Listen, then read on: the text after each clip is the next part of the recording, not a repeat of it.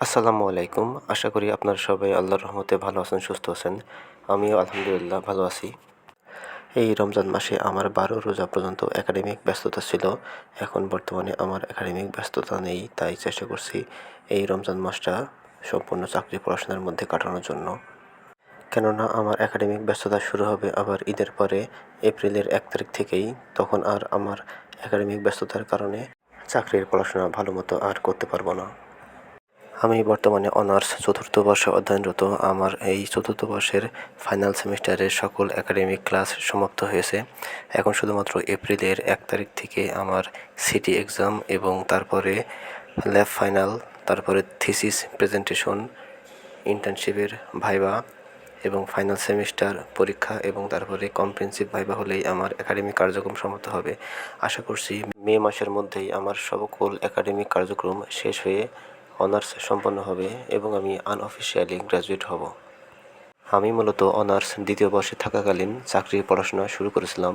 Honours চলাকালীন আমি যে খুব চাকরির পড়াশোনা করতে পারতাম, সময় পেতাম, আসলে তেমনটা না। আমি ইউনিভার্সিটি লাইফে নিয়মিত ক্লাস করতাম, পাশাপাশি টিউশনি করাতাম এবং বাকি যে সময়টুকু পেতাম সেগুলো আমি চাকরি পড়াশোনা করার চেষ্টা করতাম। অনার্স দ্বিতীয় বর্ষে থাকাকালীন আমি সর্বপ্রথম আমার চাকরির প্রস্তুতি শুরু করেছিলাম গণিত দিয়ে। আমি গণিতের জন্য আশরাফুলস ম্যাথ ককটেল প্রিলি, আপনারা যে বইটি দেখতে পাচ্ছেন, এই বইটির দ্বিতীয় এডিশন ২০২৩ সালে আমি কিনেছিলাম এবং পাটিগণিত অংশ দিয়ে আমি আমার প্রিপারেশন শুরু করেছিলাম।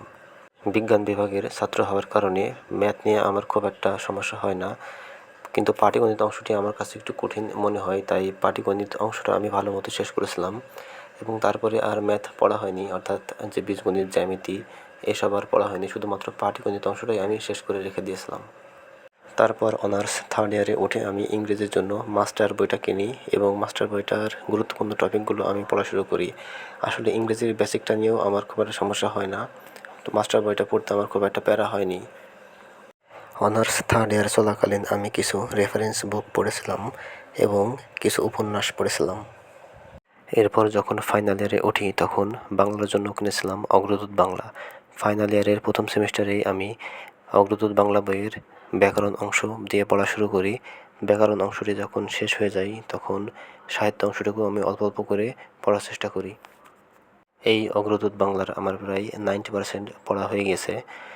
তো তারপরেও এই বাংলাটা আমার কাছে কেমন একটা অন্যান্য সাবজেক্টের থেকে একটু কঠিন মনে হয়, বেশি বেশি রিভিশনের প্রয়োজন মনে হয়। এরপর আমি ফাইনাল ইয়ারের প্রথম সেমিস্টার পরীক্ষার কিছুদিন আগে আমি কিনি জর্জের MP3 বাংলাদেশি বিষয়াবলী। বইটি যেহেতু আমি আমার সপ্তম সেমিস্টার পরীক্ষার কিছুদিন আগে কিনেছিলাম তাই তখন পড়া হয়নি। বইটি পড়ি আমি এই বছরের জানুয়ারি মাসে, অর্থাৎ আমি তখন ফাইনাল সেমিস্টারে উঠে গিয়েছিলাম এবং তখন আমার ইন্টার্নশিপ চলছিল। আমার ইন্টার্নশিপ শেষ হয় 24শে ফেব্রুয়ারি এবং 27শে ফেব্রুয়ারি আমার ঢাকায় একটি পরীক্ষা থাকে, বাংলাদেশ জুডিশিয়াল সার্ভিস কমিশনের কম্পিউটার মুদ্রাক্ষরিক পদের পরীক্ষা। আমি তখন ঢাকা থেকে 60 কিলোমিটার দূরে ছিলাম। আমি এর আগে কখনো চাকরির পরীক্ষা দিইনি, তো ভাবলাম 28 তারিখে তো আমার চলে যেতেই হবে এখান থেকে, 27 তারিখের পরীক্ষাটা তাহলে 2 দিন থেকেই দিয়েই যাই। জীবনের প্রথম চাকরির পরীক্ষা দিতে যাব, মনের মধ্যে একটা উত্তেজনা কাজ করছিল। যদিও জানতাম যে আমি আসলে পরীক্ষায় টিকবো না, কারণ আমি এতদিনে যা পড়েছি সেই সেকেন্ড ইয়ার থেকে সেগুলো তো আসলে ভেবে মনেও নাই। তো তারপরেও ভাবছিলাম যে পরীক্ষাটা দেই, যেহেতু 60 কিলোমিটার এখান থেকে, আর পরের দিন তো আমাকে চলে যেতেই হবে। তো তারপরে আমি 25-26 তারিখের দিকে আমি অ্যাডমিট কার্ডটা প্রিন্ট করি একটা দোকান থেকে। তারপরে 26 তারিখে সেহেরি করে আমি, যেহেতু 60 কিলোমিটার আমাকে যেতে হবে, পরীক্ষা ছিল 10টা 10:30টার দিকে। তো তারপরে আমি সেহেরি করেই আমি বের হয়ে যাই। আমার সিট পড়েছিল বুয়েট ক্যাম্পাসে।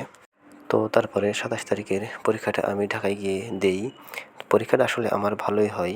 পরীক্ষা দিয়ে বের হওয়ার পর যখন ফেসবুকে ঢুকি তখন ফেসবুকে যখন সবাই বলাবলি করে যে কাটমার্ক কত থাকতে পারে, তখন আমি ভাবছিলাম যে আমার হয়তো প্রিলি চলে আসতে পারে।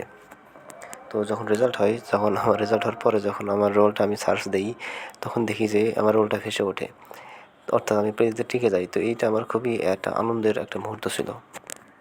তারপর তারা এই মাসের 7 তারিখে রিটেন নেয়। তো আমি রিটেন পরীক্ষা আর দেইনি, দিতে যাইনি ঢাকায়। এখন বর্তমানে আমি অগ্রদূত বাংলা, বাংলাদেশ বিষয়াবলী, জিকের এবং বিশেষ প্রশ্ন ব্যাংক এইগুলো আমি রিভিশন দিচ্ছি এবং আন্তর্জাতিক বিষয়গুলি জর্জের MP3 জানুয়ারি 26 এডিশনটা আমি কিনেছি।